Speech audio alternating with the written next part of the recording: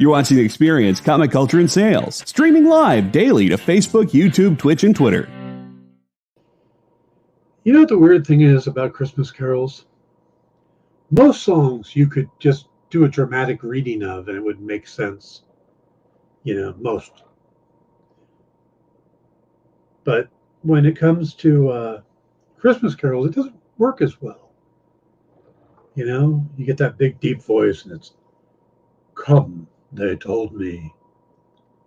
Pa-rum-pa-pum-pum.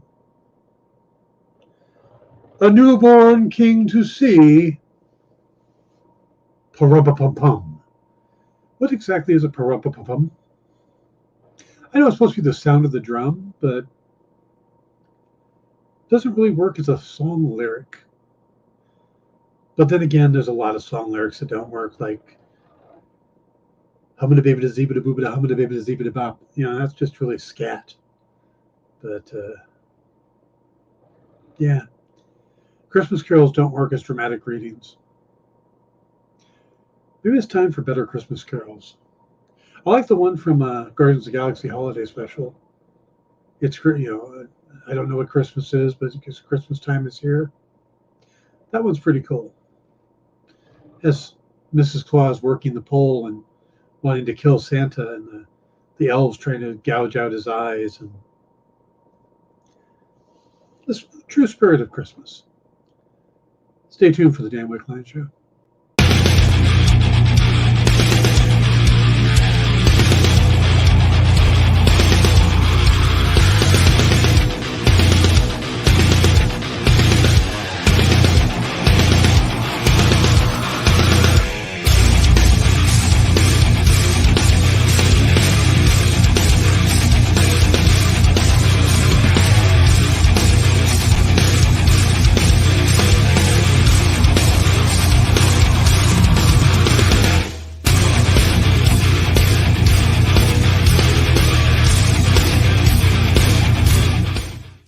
Good afternoon, everybody, and welcome to the Dan Wickline Show here on The Experience.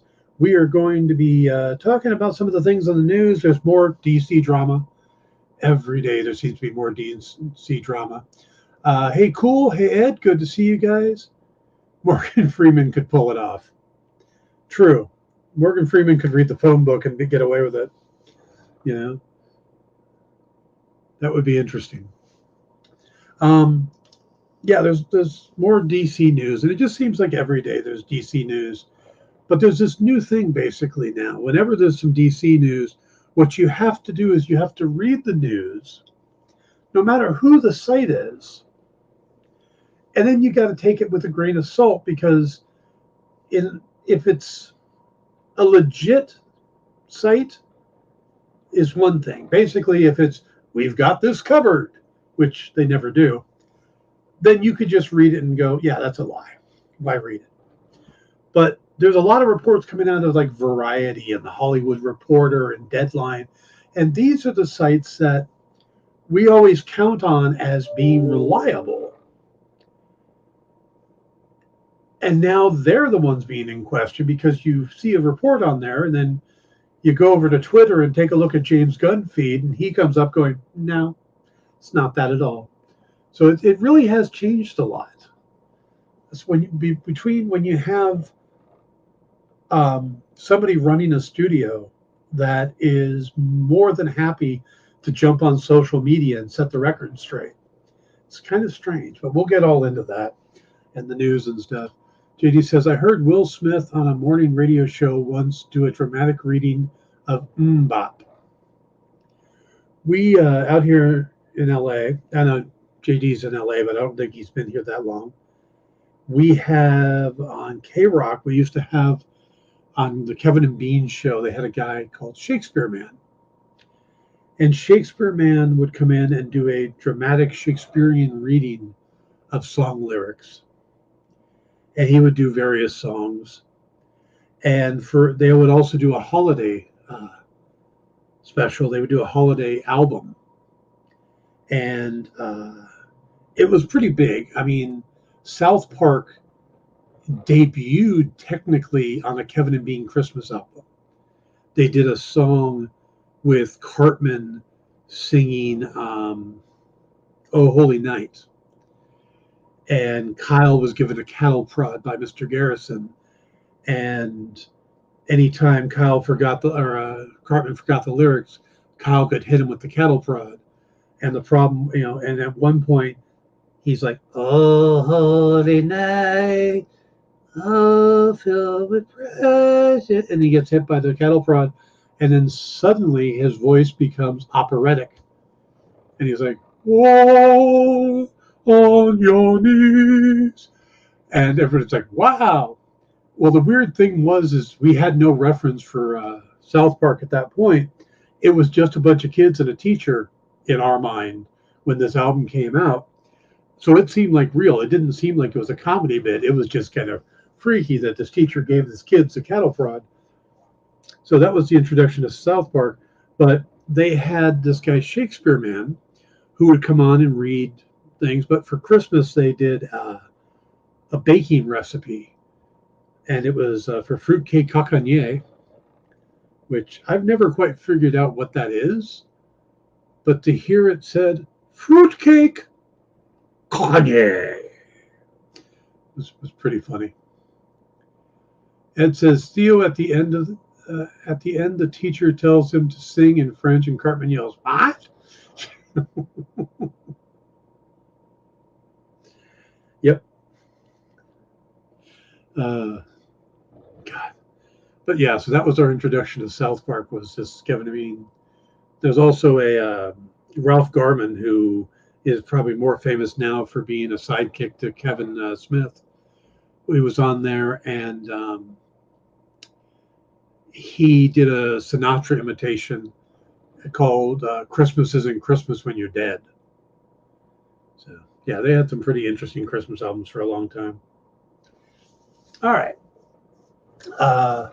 Let's see, we got a couple people here, so let's go ahead and throw out a trivia question, see who's awake and going. All right, this one I don't think I knew the answer to, but true or false? Kane is a failed clone of Captain America. Kane is a failed clone of Captain America. True or false? Who's going to get that one? All right. Let's go ahead and hit the news. Got my notes somewhere around here. There it is. How many of you guys are fans of the CW? Or more specifically, the Arrowverse that existed on the CW? I was a huge fan of the Arrowverse. When Arrow came out, it was shortly after Smallville had been canceled. That is correct, Ed. False. It was a clone of Peter Parker. That is correct. I think Ed's going to get most of these, is what I'm starting to learn. So, but I was a big fan of the Arrow when it came out. It was shortly after Smallville had canceled or ended. Smallville had Green Arrow. I'm a huge Green Arrow fan. And it was also kind of had that, isn't there a dark clone of pretty much everyone? That's just the neuroses talking, JD. It had more of a Batman Begins vibe to it, the Arrow show. And then, we got Flash, we got Supergirl. We were starting to get all these spinoffs, and it built up to be this incredible universe. And at the time, I was working for Bleeding Cool, and that was kind of my niche. I covered those shows. So I was watching them and doing articles about them, multiple articles a day about them. And it was kind of my life for a couple years there, where that was a big part of what I did, every day, was tell stories about these, post, this person was hired for the show, this person was let go, this character's coming on, this character's going to die, what's my reaction to this?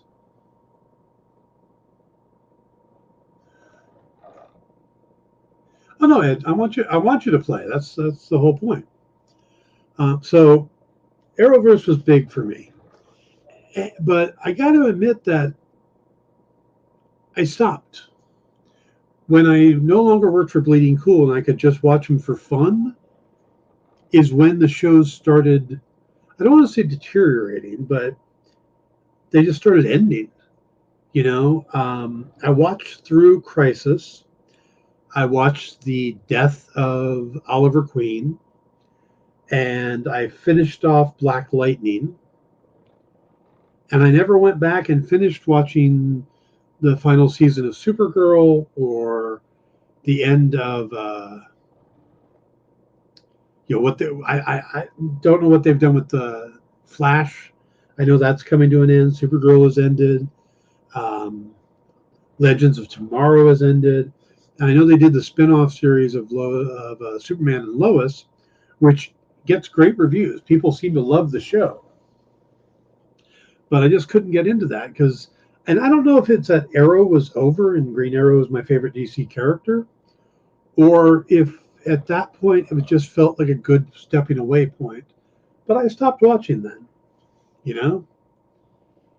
Well, today in the news, the CW has announced premiere dates for the launch of its DC superhero drama, Gotham Knights, and the season 3 return of Superman and Lois. The Gotham City series will be another from Greg Berlanti. It's going to premiere on Tuesday, March 14th at 9 p.m. And the lead-in will be season 3 debut of Superman and Lois with Tyler Hoechlin and Elizabeth Turlock. So yeah, now I know that they're getting a new. One of the boys got exchanged because the actor left the show, but the interesting one, and I use that term loosely, is Gotham Knights, because I remember reading the original pitch for it, thinking, who on earth wants this? Who is the target audience for this? Because it doesn't feel like a Batman show, because it's not. Basically, Gotham Knights, you have Batman is dead, and all hell has gotten loose in Gotham City with him being gone. In the wake of Bruce Wayne's murder, his adopted son Turner Hayes, don't know who Turner Hayes is, but he's played by Oscar Morgan, is framed for killing the Caped Crusader along with the children of some of the Batman's enemies. So Duella, which is the Joker's daughter, is played by Olivia Rose Keegan. She's an unpredictable fighter and skilled thief who was born in Arkham Asylum and abandoned by her father. So if Joker is her father, I wonder who her mother is. Does it mean that there's somebody who was working at Arkham? That's a little touchy. But what else we got? Harper Row, played by Fallon Smythe, is a streetwise acerbic engineer who can fix anything. And her brother, Colin Rowe, played by Tyler DiChiara, is a clever transgender teen who is tired of being polite and agreeable. With the charismatic and hard-charging District Attorney Harvey Dent, played by Misha Collins, and the GCPD hot on their trail, Turner will rely on allies including his best friend and formidable coder Stephanie Brown, played by Anna Lore, and unlikely Batman sidekick Carrie Kelly, Nevia Robinson. But our knights will soon learn there is a larger, more nefarious force at work within Gotham City. The team of mismatched fugitives must band together to become its next generation of saviors known as the Gotham Knights. Okay. Why isn't this Dick Grayson, Jason Todd, Tim Drake? Why isn't it any of those characters? Why is it Turner Hayes? So are there any of the characters from the comics? Duella is from the comics. Stephanie Brown is as well. Stephanie Brown was Robin for a short period of time. She had been Tim Drake's girlfriend and had become the character of Spoiler, I think is her name. And she eventually became Robin for a short while, and before Tim came back. Duella is the daughter of the Joker. She, I think, is from the Earth 2 storyline. Harvey Dent, of course. I'm trying to see if there's anybody else that I don't. Harper Row and Cullen Row don't sound familiar to me. I don't know who Turner Hayes is supposed to be. Yeah. Carrie Kelly is an interesting one because I believe Carrie Kelly was Robin to Batman in The Dark Knight Returns. So this is just a big mosh of characters and stuff. So yeah, I don't know what the target audience is or why they felt it was necessary to, not use recognizable characters. I mean, when there's a Gotham Knight video game out right now with these characters, you'd think they would just go ahead and make it Tim Drake or somebody that would make sense. Damian even.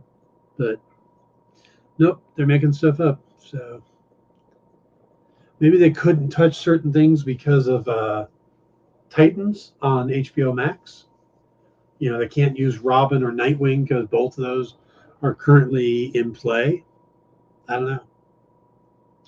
JD says maybe there will be a big reveal that he's Damian Wayne, but they hid it to keep him from being a target.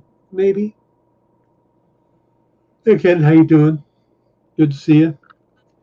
So that's one bit of news. So if you are a fan of Superman and Lois, then March 14th, you get that coming back, plus leads into Gotham Knights. So that's your Tuesday sorted for that week. All right, let's move on to if you were like me and watched the Lord of the Rings, The Rings of Power, they have announced that season 2 is in production. It will be 8 episodes long, like season 1. And it's going to have an all-female directing team. Now the head director is Charlotte Brandstrom, who is coming back to helm after she did 2 episodes in season 1. Those 2 episodes being episode 6, Uden, which is the one with the big battle and the volcano going off, Mount Doom going off. And then the 2 other directors are Sana Hamri and Louise Hooper. Hamri is coming off of the Wheel of Time series, while Hooper has worked on the recent Sandman series on Netflix and, of course, on The Witcher. So all 3 of these women have the bona fides of doing sword and sorcery fantasy series. So it looks like they're in good hands. It'll be interesting to see how they continue it. Production is currently underway in the UK. So, but it's surprising to me that they changed that many directors.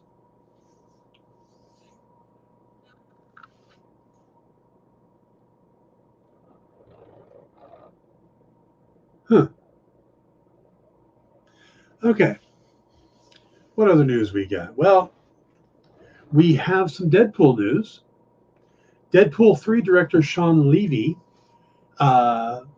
says a top priority for Ryan Reynolds and himself is to make sure that the Merc with the Mouth stays raw, gritty, and grounded. Now, this is, as he makes the jump to Marvel. He had an interview with Collider, and Levy confirmed that Deadpool 3 is scheduled to begin filming starting in May of 2023. ahead of its November 2024 release. That may seem like a tight window for a movie that is going to have a lot of special effects and stuff, but they seem to think they can do it. Levy says, on or about, the truth is, the more digitally CG heavy a movie is, the longer time you need in post, but obviously it's the first Deadpool movie in the MCU. There's going to be no lack of visual effects, but it's also the North Star priority of Ryan and I to keep Deadpool raw, gritty, grounded in the ways that the movies have been and that all of us love. Levy also worked with Ryan Reynolds on Free Guy, not Free Guy? Yeah. So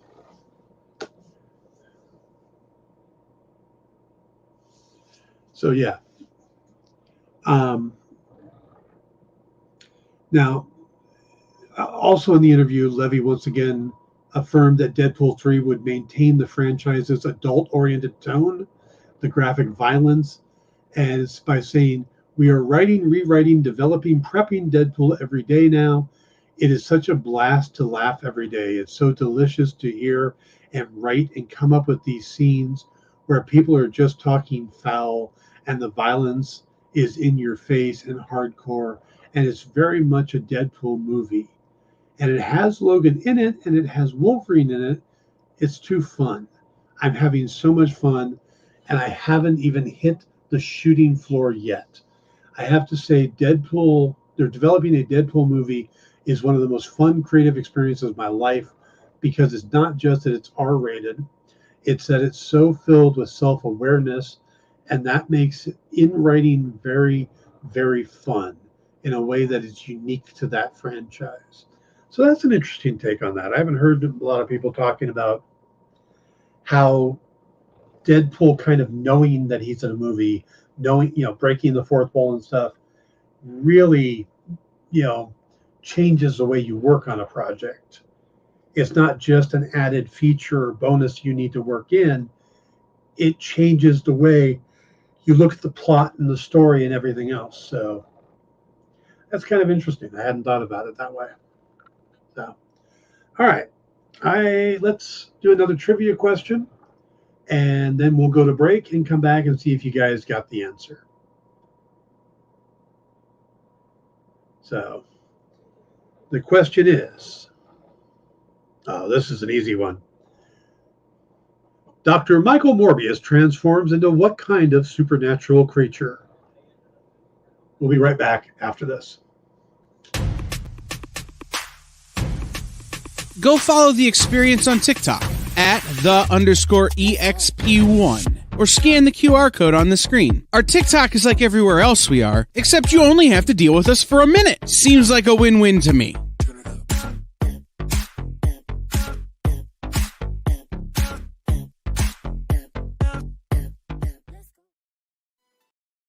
Imagine being at a convention and going to an interview panel that's just for you. No bustling crowds, no hours-long lines, just you, the moderator, and your favorite comic book creators. Well, this is pretty much that. Miss Jen sits down every week with 2 comic book creators for a live stream interview about their latest work, and you can ask them whatever you want. It's Talking Shop, Mondays at 5 Eastern on The Experience, Comic Culture and Sales.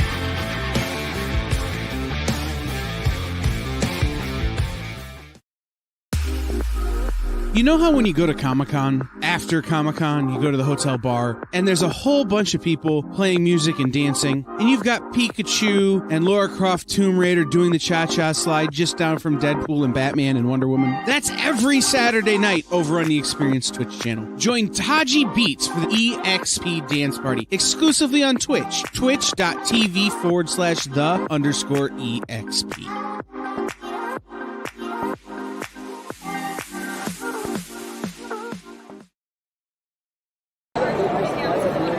Hi, I'm Tom Zoller. I'm here at New York Comic Con. I do a book called Love and Capes. There's a new issue that's going to be coming out soon, Home for the Holidays. That'll be on Kickstarter. I also work on this obscure art house book called My Little Pony. Perhaps you've heard of it. And I do a bunch of romantic comedies. I'm so glad to see you, and you're watching this here on The Experience.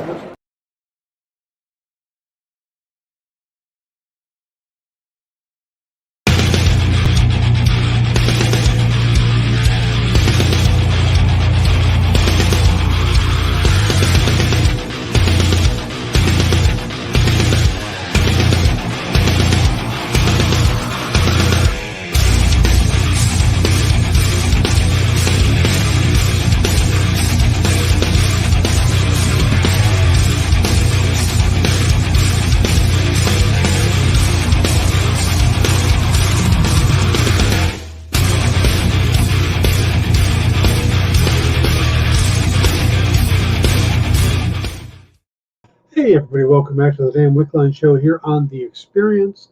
Remember to stick around today. We got a big lineup. We got some changes too. Comic collectibles with Rex and John and AR Comics will be coming up right after this. They've got some great books they're going to be offering up. After that will be Pop Go the Writers. Then we will have Wednesday Warriors. And Henri Compen is moving his show over from Thursday night to tonight. So he's going to be on Wednesdays now, starting at 10 p.m. Eastern. So we got a pretty big lineup here for the rest of the night. So you want to stick around for that. So catch Comic Collectibles, Pop Go the Writers, where we talk about, well, Jim and I talk about Wonder Woman and Willow and stuff like that. And then, of course, Weekend Warriors or Wednesday Warriors, and then Henri's sales show. So Ed is correct. Morbius becomes the living vampire. The other two options they gave you besides vampire, they didn't even say living. They just said vampire, were werewolf and zombie. So Marvel does have a werewolf, of course, being Jack Russell, and they do have a zombie, though I don't know much about the character other than there is a zombie character. So technically a zombie is something that died and came back. So isn't a vampire just a zombie?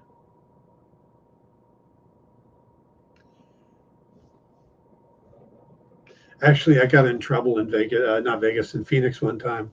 I'm on a panel about zombies, and I'm sitting next to Arthur Saddam, and he's been really friendly with me for the whole weekend. We've gotten to know each other pretty well.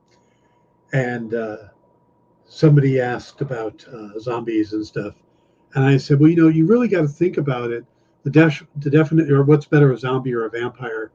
And I said, well, you got to think about it is that basically a vampire is a zombie. Basically anything that died and came back to life is considered a zombie. I said, so technically Jesus is a zombie. The entire room went silent. And Arthur leans over to me and goes, you're on your own. So I was able to bring him back around by telling them about the zombie detective series I was working on. I was calling it the Stiff Dick. Dead body is a stiff and a detective is, yeah, they like that one a lot. So it says Marvel was a zombie. Remember that? Oh, that's right. Jesus. That Comic Code Authority thing was such a joke. I don't know. It was such a bad bump in the comic history. But hey, It is what it is, right? So, got a little bit of news just popped up during the break. Well, technically, Jesus is a lich if you want to get specific. Yeah, our D&D player just hopped in.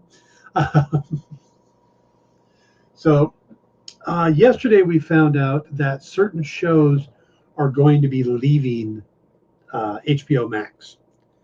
The Westworld is going to be leaving. The Nevers also. Well, today we find out not only more shows that are leaving, but what their plan is for them.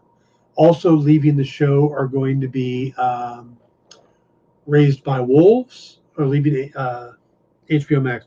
Raised by Wolves, Head of the Class, The Time Traveler's Wife, F-Boy Island, Legendary, and Fighting Magic Mike.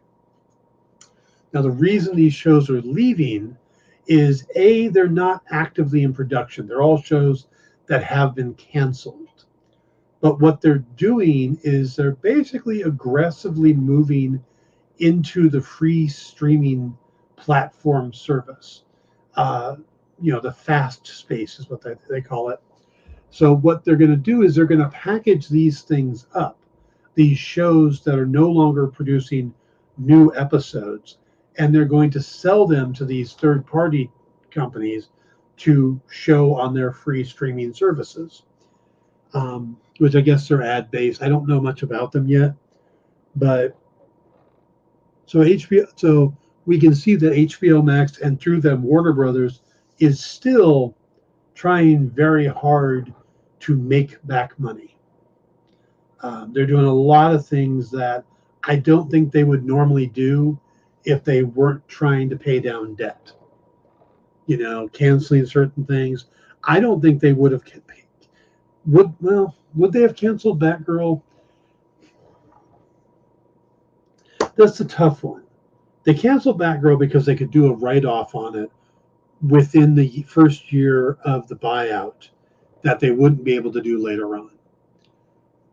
The problem is we don't know if Batgirl was good enough to be in the theater.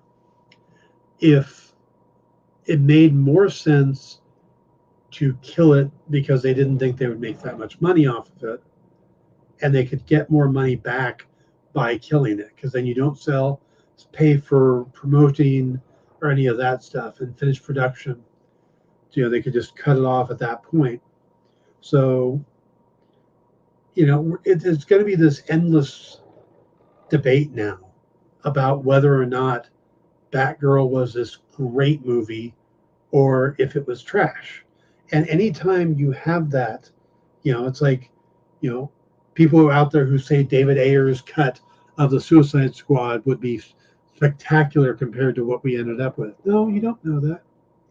And we're never going to know about the Batgirl movie because, like I said, they killed it, they destroyed it, and they can't show it in any way that might make a profit, or they'd be hit by the government for that. So it says, technically, wouldn't Frankenstein's monster also be a zombie? Yes. Flesh golem. Yeah. Though aren't golems usually raised by magic? And he's raised by science? At least most of the golems I've come across have been Jewish folklore. The magic of science. Thank you, Bill Nye. So, all right. So yeah, I just think that we have to be careful of propping up something that's never going to come out. Oh, Batgirl was spectacular. Oh, they made a huge mistake canceling Batgirl. Zaslav wanted money. He needs money. He needs to pay down the debt of Warner Brothers. That's the number one purpose of his job, is to pay down the debt, make the production company profitable, and get new product out there. Well, if he had a product that he could have put out there that was good and could have made money, I think he would have done it. I think he looked at it as that we're going to spend a bunch of money promoting this movie and we're not going to make it back. So I think we have to take the idea that the Supergirl or the Batgirl movie was going to be really, really good, because how easy would it have been for them to cancel the Flash movie? You know, there's probably back end deals that they could have ignored if they canceled it. They would have gotten rid of Ezra Miller, who's been kind of a big thorn in their side. So the Flash movie must be really good for them to be willing to do all this. So the fact that they still, when they're doing that, but they still cancel Batgirl, makes you kind of wonder, just, was Batgirl any good at all? The Batgirl movie was set for HBO Max only release, so there was no direct income from releasing it, right? No, that's not true. You basically have the direct income of subscribers. You know, anytime you have something that gets people to subscribe to HBO Max, or, you know, or anything that might get someone to sign up, would be considered income. So it'd be hard to quantify exactly how much, but, you know, they could see how many people signed up in the days before the movie came out. It's like Black Adam is going to hit HBO Max this Friday. Now, so they just announced it on Monday. Anybody who joins HBO this week could be considered profitable for the Black Adam movie. So what if they made Black Adam accessible to non-subscribers? The problem is you'd have to find a way that has zero profitability. So they can't put it on YouTube, because you make money based on your subscribers and ads and stuff like that. So there really isn't a platform that they could put Batgirl out on, you know, because there's usually money involved in every platform. So didn't Zaslav have a whole speech that was dead set against unquantifiable income?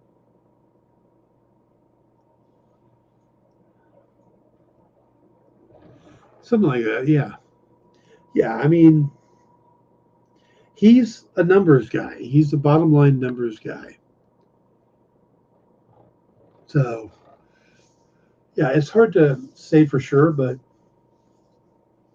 yeah, you can't, you got to assume that Batgirl, Blue Beetle was the same thing as Batgirl. They were both HBO Max direct movies. Blue Beetle got bumped up to a theatrical release. They have a poster out now for it and everything else, while Batgirl's gone. And says, I was saying, what if HBO Max made the movie accessible to non-subscribers? How would you do that? Because it's a subscriber-based thing. So to get onto HBO Max, you have to be a subscriber. Yeah, it's really tricky, because you could probably also break it down to, okay, well, it's free on the internet. Well, people have to pay to get on the internet through providers and stuff. So, yeah, I don't think there's a real good way. And even if it was leaked, there's a chance that they could be sued by the government, saying that it's moved to create goodwill, and goodwill is quantifiable. So, no, I don't think we're ever going to see Batgirl. So, all right, let's, oh, well, I didn't really care that much about it anyway. All right, let's do another piece of trivia, and we'll take our second break, and we'll come back and we'll talk about the news out of DC. So our next piece of trivia is, Did we do this one yesterday?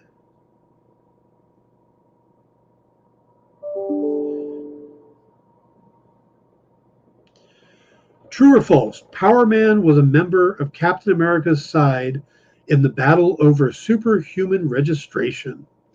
True or false? So let's see who gets that when we come back, and we'll be right back. Did you know that every Experience show, including some exclusive content, streams on Twitch? Check it out, twitch.tv/the_EXP. Or just scan that QR code.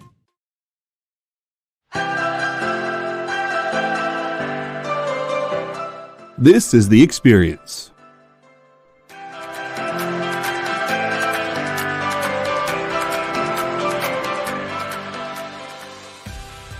Good afternoon, everybody. Hey there, hi there, ho there. You're as welcome as can be. Hi, I'm Nancy McCann. Welcome to Friday Night Live on The Experience. Welcome everybody, it's Fat Jack's Comic Crypt. Brendan, Al, Jason, hanging out. There I am.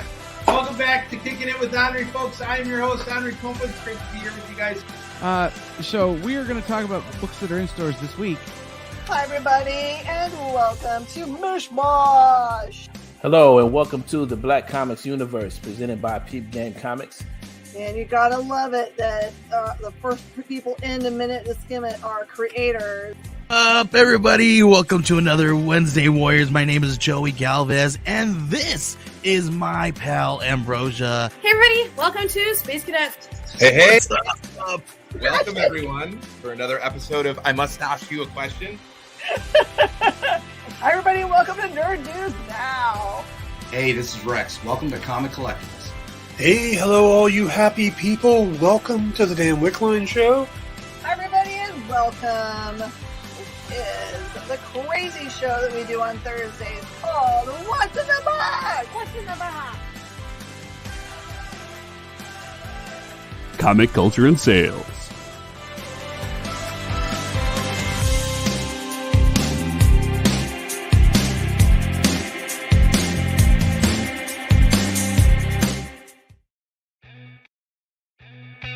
Programming on the EXP is made possible by viewers like you, or your local comic shop, or that Kickstarter you backed, or the publisher you like, or comic industry professionals who want to share a message with the world. Really, anyone who wants to advertise with us can. If you're interested in seeing a product you know and love, or are creating, or are publishing, or are involved with, advertised here on The Experience, and having your message shared with our viewers, please reach out by scanning the QR code below or visiting our website and using the contact form.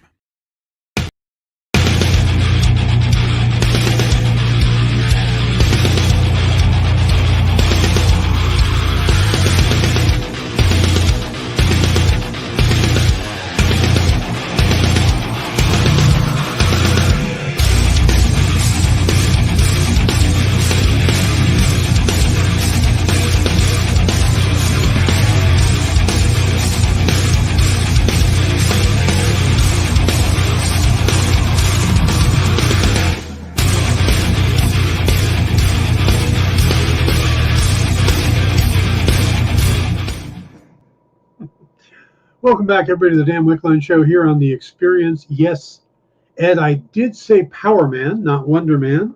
And yes, you're correct. Luke Cage was on Captain America's side.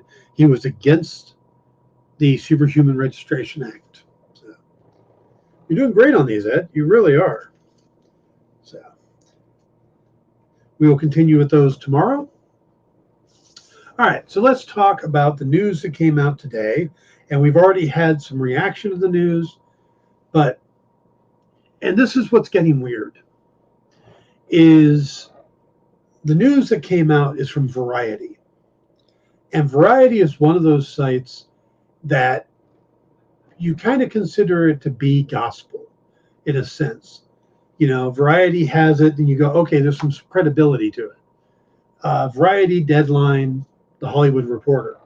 Well, we've already had a situation where The Hollywood Reporter came out and said, you know, all this stuff about, Patty Jane, the Wonder Woman 3 was killed, that the plug was pulled.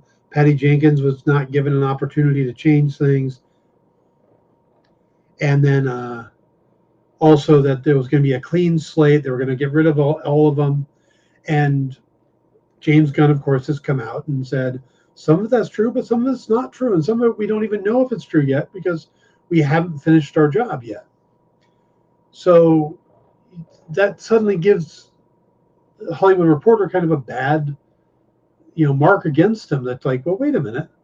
What source are they using that, that's not as true as, but it was a bad article in a lot of ways because it took a little bit of actual news and speculated the hell out of stuff. Well, Variety today came out with a story that basically said that Gunn and Safran are exploring the possibility of incorporating filmmaker Matt Reeves' iteration of Batman with actor Robert Pattinson into the wider universe. Up until now, everything we'd been hearing was that Matt Reeves' little corner of the DCU or DC Studios or whatever you wanted to call it was going to be left alone. It was going to be its own little thing, which made a lot of sense because it has its own tone and style. It's kind of a new gothic noir. And it wouldn't make a lot of sense to have a flying alien or an Amazonian suddenly pop up in that universe. I mean, and so it didn't make sense. And they were exploring that area a lot because you've got Colin Farrell doing the spin-off series as the Penguin. It's going to focus on him. There's an Arkham Asylum miniseries coming out that's going to there's talk of other movies and TV spin-offs. Matt Reeves' thing is just going to start building and building and building, and it was its own little thing, kind of like Todd Phillips has his little corner with the Joker, and now the Joker sequel, Foley something or other, and that's starting to film now too. So that's been what we've expected, that they would kind of keep them separated. And I was thinking about this when this article came out, and I could see how you make it work is if it's a one-way street. If Gunn and Safran can borrow Robert Pattinson and do stories that have Batman in them, Justice League stories, cameos and stuff involving Batman, but it doesn't go back the other way. You don't suddenly have Superman showing up in Gotham, or you don't start going with some of the more fantastical villains of Batman. You stick to the Penguin and the Joker and the Riddler and Ra's al Ghul. You don't start doing stuff like Killer Croc or put them up against, I don't know, White Martians and stuff like that. You keep that separated. You want to do the fantastical stuff, you do it over here, and you just borrow that Batman. And that's been the big talk of the day. I mean, a lot of people, Kite Man movie or Where We Riot, nice. Somebody asked Gunn to promise that they would get to Condiment King, and Gunn's response was no. Not that he won't do it, but he's not going to promise. So, but this era, so we've got this stuff. I mean, and if they did this, if they merged them together, you're going to upset a lot of people. You're going to upset people like Ed. Ed said, that disappoints me. I was hoping they would leave that alone. They're going to ruin it. A lot of people feel that way, that Matt Reeves' thing needs to be on its own. Also, you got a lot of people who are still enamored with the Snyderverse, and they still hope that Ben Affleck is going to pop back up. And if you say, well, no, our Batman is going to be Robert Pattinson, then that really kills that idea. Kyle says Gunn's brother would be an amazing one for Condiment King. Yeah, yeah, he would be. Sean Gunn would be a great Condiment King. Deadshot would be a good villain for that series. Yeah, but see, that's the thing, is there's a lot of DC characters that could fit into that universe. Green Arrow, The Question, Manhunter, not Martian Manhunter, but just Manhunter. There's a lot of street level heroes in the DC universe that could go into that world, and you don't have to suddenly explain why they have superpowers or stuff like that. So it is possible. That said, you cannot do one of these stories now without then going over to social media, over to Twitter, and checking James Gunn's website or James Gunn's page. And sure enough, he responded. And basically what James Gunn said was that he liked the reporter over at Variety, and that reporter needs to get a new source because the Batman story is entirely untrue. So now you have the Variety does this story saying, oh, they're going to put Batman into the main DC universe. Then you've got all these other websites and stuff running off of that story going, oh my God, this is a story, big, big, boom, boom. And then Gunn comes out and goes, no, that's not true. And then you got to go all the way back to Variety going, what are you reporting then? What's your source? Did you verify? And how did your source get his information? JD says maybe they're using the press for test ideas, cheaper than marketing research. Is that possible? Yes. Do I think it's probable? No, because the response time has been very quick on shutting these things down. And some of the news that they've put out there, I don't think they'd want associated with it. So, there's also, so you got to question that. And then we go back to the Patty Jenkins story.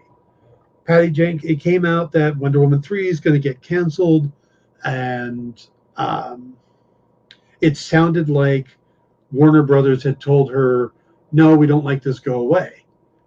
Well, Deadline comes out, another reputable site, and says what they're hearing is it's the other way, that Patty Jenkins didn't want to take the changes in the notes that she was given by the studio, and, she walked away. Well, so again, you got, and Gunn had come out and said, some of that story is true, some of it's false, some of it we don't even know if it's true yet. Well, Jenkins came out to set the record straight and said she never walked away. She was open to considering anything asked of her. It was her understanding there was nothing she could do to move anything forward at the time, and that DC is obviously buried in changes that they're having to make. So she understood these decisions are difficult right now.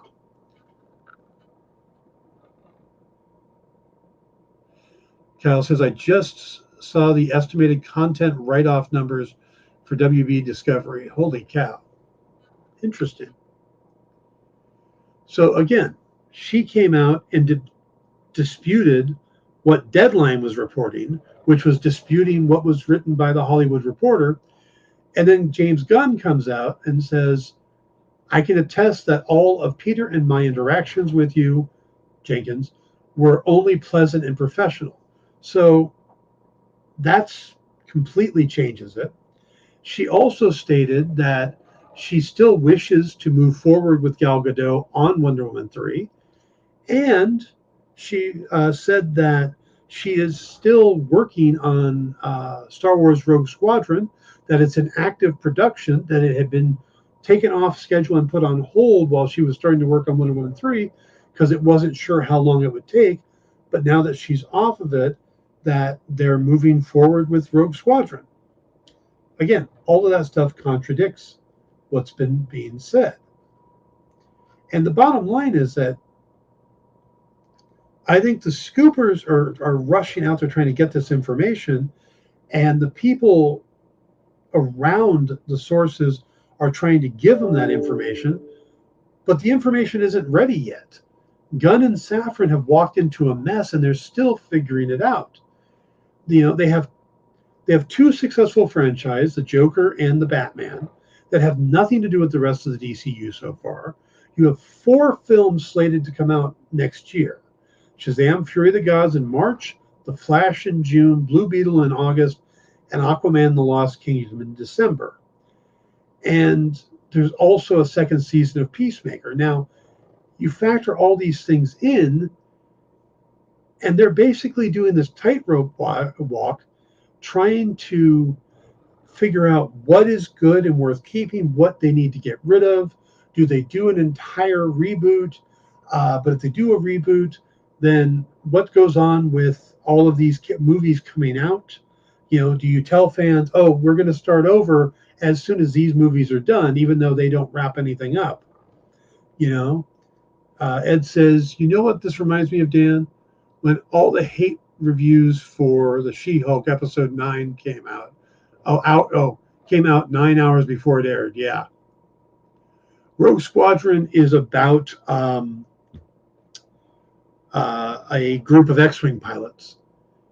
I believe that the group that Luke flies with to destroy the Death Star was Rogue Squadron. So it's about a group of X-Wing pilots. It's kind of like Baba Black Sheep, or it's a pilot movie or Top Gun type thing, but in the Star Wars universe.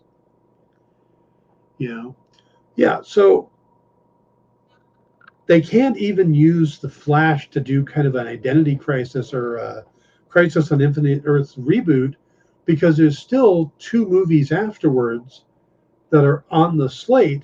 And if they do the Flash in June and reboot everything, that means the first movie out the gate in this new timeline or this new setup is Blue Beetle. And how does that start everything off? So it says, do you know where in the timeline it's going to fit? I believe it's pre Star Wars.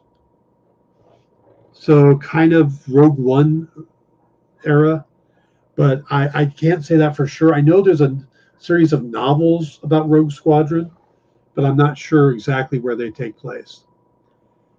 JD says, should we talk about the $3.5 billion estimated in content write-offs? We can do that tomorrow, Kyle. We could do a whole show around that.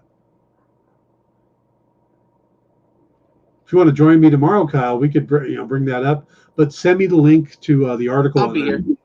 Okay. Send me the link to the article so I can read it, or wherever you got the info from. All right, guys, we're going to have to wrap it up there. So remember to stick around for Comic Collectibles with Rex and John and AR Comics. They're going to be doing a giveaway today, so you'll want to stick around for that.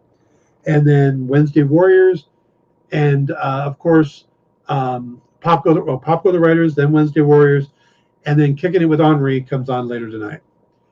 Thank you, Ed. Glad you were here. Hope everybody had a good time, and we will see you tomorrow. Good night, everybody.